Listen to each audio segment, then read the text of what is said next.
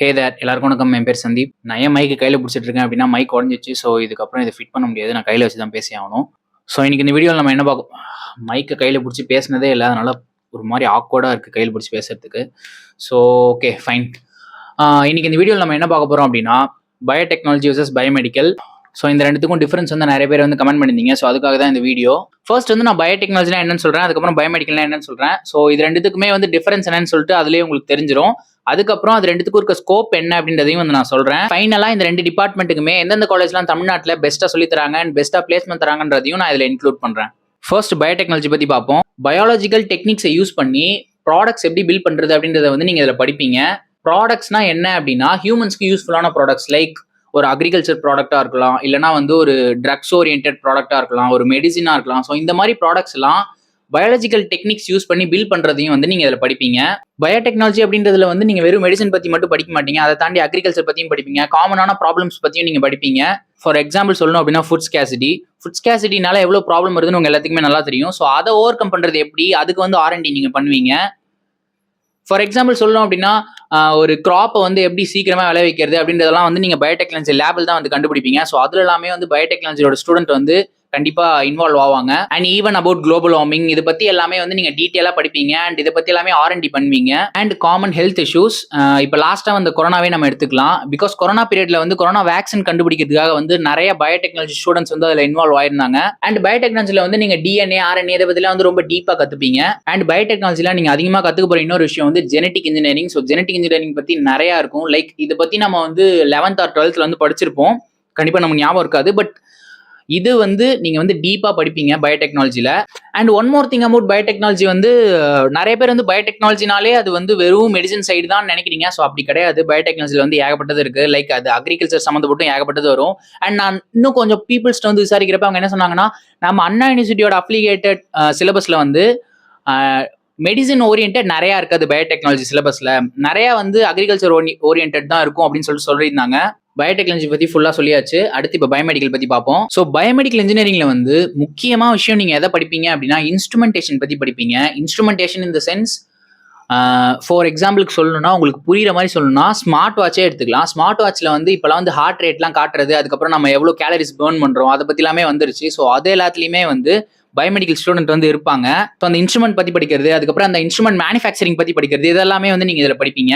ஒரு எக்ஸாம்பிளுக்கு வந்து நான் ஸ்மார்ட் வாட்ச் சொன்னேன். ஸோ அந்த மாதிரி ஏகப்பட்ட டெக்னாலஜியில் வந்து இந்த மாதிரி டிபார்ட்மெண்ட்ஸ் வந்து கண்டிப்பாக இப்போ தேவைப்பட ஆரம்பிச்சிட்டாங்க. ஸோ இதில் முக்கியமாக எதை பற்றி அப்படின்னா ஹாஸ்பிட்டல் இன்ஸ்ட்ருமெண்டேஷன் பற்றி தான். ஹாஸ்பிட்டலில் நீங்கள் யூஸ் பண்ணுற எக்யூப்மெண்ட்ஸ், அதுக்கப்புறம் யூஸ் பண்ணுற மெஷின்ஸ், அது எல்லாத்துலேயுமே வந்து பயோமெடிக்கல் ஸ்டூடெண்ட் கண்டிப்பாக இருப்பாங்க. ஸோ இந்த டிபார்ட்மெண்ட்டில் நீங்கள் போனீங்க அப்படின்னா ஹாஸ்பிட்டல் இன்ஸ்ட்ருமெண்ட் பற்றி நீங்கள் நிறையா படிக்கிறதுக்கான வாய்ப்பு இருக்குது. அண்ட் அதுக்கப்புறம் அதை எப்படி மேனுஃபேக்சர் பண்ணுறாங்க, அந்த மேனுஃபேக்சரிங் யூனிட்டில் கூட உங்களுக்கு வந்து வேலை கிடைக்கிறதுக்கு நிறைய சான்ஸ் இருக்கு. ஸோ இன்னும் டீப்பாக சொல்லணும் அப்படின்னா டயக்னாஸ்டிக் பற்றி நிறைய தெரிஞ்சுப்பீங்க. லைக் டயக்னாஸ்டிக்னா என்னன்னா ஒரு நோய் இருக்கா இல்லையான்னு சொல்லிட்டு கண்டுபிடிக்கிறது. அதுக்கு எக்ஸாம்பிள் சொல்லணும் அப்படின்னா ஸ்கேனிங் மிஷின் சொல்லலாம். அதுக்கப்புறம் பிளட் டெஸ்ட் எடுத்து அந்த பிளட்ல வந்து என்னென்ன நோய் இருக்குன்றது தெரிஞ்சுப்போம்ல. ஸோ அதெல்லாமே வந்து இதில் தான் வரும். அண்ட் ஹெல்த் மானிட்டரிங் மிஷின்ஸ் பற்றியும் நீங்கள் படிப்பீங்க. அதோட மேனுஃபேக்சரிங் எப்படின்னு நீங்கள் தெரிஞ்சுப்பீங்க. அண்ட் இப்போ ட்ரீட்மெண்ட் ப்ராசஸ் எல்லாத்துலேயுமே வந்து மெஷின்ஸ் வந்து கொண்டு வந்துட்டாங்க. லைக் இப்போ சர்ஜரியா இருக்கட்டும், இல்லை முக்கியமான ஏதாவது ஒரு ஸ்கேனாக இருக்கட்டும், அது எல்லாத்துலேயுமே வந்து இப்போ மிஷின்ஸ் வந்து கொண்டு வந்துட்டாங்க. ஸோ அது எல்லாத்த பற்றியும் நீங்கள் வந்து பயோமெடிக்கலில் கண்டிப்பாக படிப்பீங்க. ஸோ நான் ஏற்கனவே சொன்ன மாதிரி medical device and medical instruments பற்றி நிறைய விஷயம் நீங்கள் தெரிஞ்சுப்பீங்க. ஸோ அதுதாமே வந்து ஃபுல் அண்ட் ஃபுல் உங்களுக்கு பயோமெடிக்கலில் இருக்கும். அண்ட் ஃபைனலாக வந்து இந்தந்த எக்யூப்மெண்ட் வந்து இந்தந்த நோய்க்கு வந்து நம்ம யூஸ் பண்ணுவோம், இந்தந்த சர்ஜரிக்கு வந்து இந்தந்த எக்யூப்மெண்ட் வந்து நம்ம யூஸ் பண்ணுவோம் அப்படின்றதையும் வந்து நீங்களும் தெரிஞ்சுப்பீங்க. ஸோ இதுதாங்க பயோமெடிக்கல். இப்போ வந்து உங்களுக்கு ஓரளவுக்கு ஒரு ஐடியா வந்திருக்கும்னு நினைக்கிறேன். பயோடெக்னாலஜிலாம் என்ன, பயோமெடிக்கல்லாம் என்னன்னு. ஸோ ரெண்டுமே கம்ப்ளீட்லி வேற. இதுவும் அதுவும் ஒன்றுன்னு சொல்லிட்டு கம்பேர் பண்ணிக்காதீங்க. பிகாஸ் நீங்கள் பயோடெக் எடுக்க போய் பயோமெடிக்கல் எடுக்கிறதுக்கும் பயோடெக் எடுக்கிறதுக்கும் நிறைய சான்ஸ் இருக்குது. காலேஜில் வந்து இதுக்கு அதுக்கு ஒன்றும் பெரிய டிஃபரன்ஸ் இல்லை, ரெண்டும் ஓரளவுக்கு சிமிலராக தான் இருக்குன்னு சொல்லுவாங்க. அப்படிலாம் இல்லை, இந்த மாதிரி டிஃபரன்ஸ் வந்து இந்த அளவுக்கு இருக்கும். ஓகேவா? இப்போ இந்த ரெண்டு டிபார்ட்மெண்ட்டுக்குமே காமனான ஸ்கோப் என்னன்றது வந்து இப்போ நான் சொல்கிறேன். ஸோ இந்த ரெண்டு டிபார்ட்மெண்ட்டுமே நீங்கள் படிச்சீங்க அப்படின்னா ரிசர்ச் இன்ஸ்டியூட்ல நீங்கள் வேலைக்கு போகலாம். தென் அதுக்கப்புறம் பயோடெக்னாலஜி கம்பெனிஸில் கூட நீங்கள் வேலைக்கு போகலாம். அண்ட் காலேஜ் அண்ட் யூனிவர்சிட்டிஸில் வந்து நீங்கள் ஒரு லேப் டெக்னீஷியனாக போகலாம். அதுக்கப்புறம் ரிசர்ச் அசிஸ்டண்ட்டாக போகலாம். தென் அதுக்கப்புறம் பிரைவேட் ரிசர்ச் ஆர்கனைசேஷனில் கூட நீங்கள் வேலைக்கு ட்ரை பண்ணலாம். அண்ட் ஃபைனலாக ஹாஸ்பிட்டல்ஸ் இருக்குல்ல, இந்த பெரிய ஹாஸ்பிட்டல் லைக் ரிசர்ச் ஃபெசிலிட்டி இருக்க ஹாஸ்பிட்டல். ஸோ அந்த மாதிரி ஹாஸ்பிட்டல்ஸில் கூட வேகன்சி இருக்கும். ஸோ அந்த மாதிரி ஹாஸ்பிட்டலில் கூட நீங்கள் வேலைக்கு போகலாம். ஸோ இந்த ரெண்டு டிபார்ட்மெண்ட்டுமே வந்து ஓரளவுக்கு வந்து ரிசர்ச் சம்மந்தப்பட்டதில் வந்து நிறைய ஸ்கோப் இருக்கும். ஸோ அது சம்மந்தப்பட்டதில் வந்து நிறைய நீங்கள் தெரிஞ்சுக்கோங்க. அண்ட் ஃபைனலாக காலேஜஸ் பற்றி இப்போ நான் சொல்கிறேன். ஸோ ஆக்சுவலி பயோடெக் பயோமெடிக்கல் வந்து இப்போ ஓரளவுக்கு எல்லா காலேஜ்லையுமே வந்து கொண்டு வந்துட்டாங்க. ஸோ அது ஒரு பெரிய விஷயம் இல்லை. இந்த 2 டிபார்ட்மெண்ட் கிடைக்கிறது அவ்வளோ பெரிய விஷயம் கிடையாது. பிகாஸ் ஓரளவுக்கு மீடியமான மார்க் எடுத்தாலே இந்த டிபார்ட்மெண்ட்ஸ் வந்து கிடைச்சிரும்.